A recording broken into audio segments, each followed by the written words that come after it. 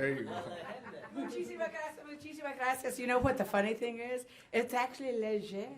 Oh, really? Yeah. Two French brothers came into northern New Mexico in 1803, found the women quite beautiful and brilliant, married in, and so it's an old Latino district, Native American, Hispano with a French last name. You know, I do well with regards to the entire Betrayal, yes. So, you know, anoche escuchamos un mentiroso y un sinvergüenza.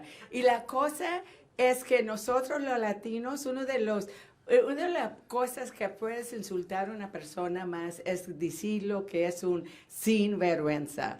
You know, one of the worst sort of names or qualities you can have in a Latino community is to be called somebody who is without shame. Because it means you are somebody who has no values, who has no morals, who does not have an internal compass. And last night we heard from a man who has no internal compass, who spoke shamelessly about the issues that Latinos care about, who did what we often see in the playbook of authoritarians and dictators, going back to the time of Socrates. Going back to that time, and we've seen it in too many of Latin American countries, in too many places in Europe, is find somebody to blame.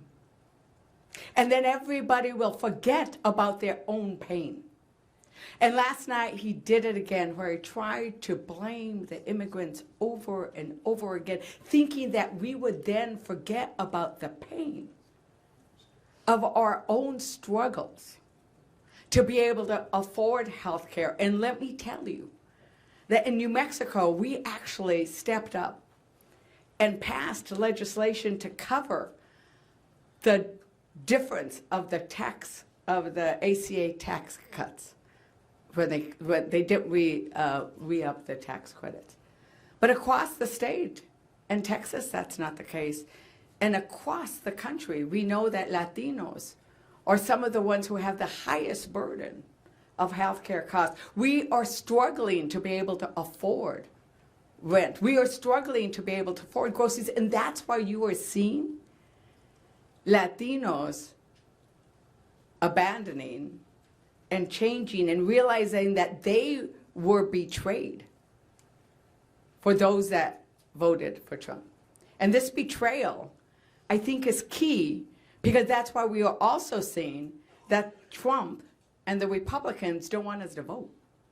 They don't want women to vote.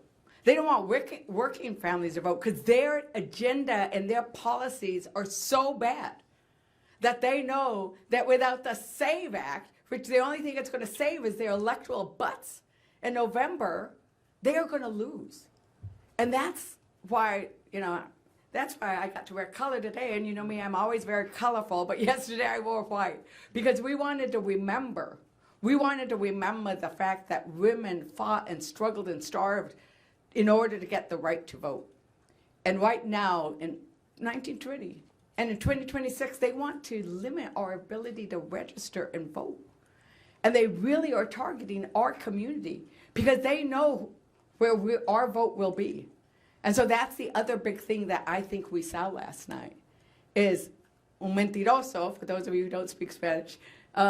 We saw a liar and somebody who shamelessly lied last night. Mentiroso is a liar.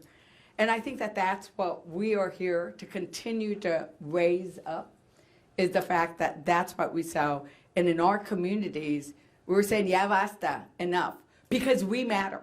They think we don't matter. They think that women don't matter. They think that working people matter, but we do. And we're going to make sure that that is heard from now on. Muchísimas gracias. Thank you.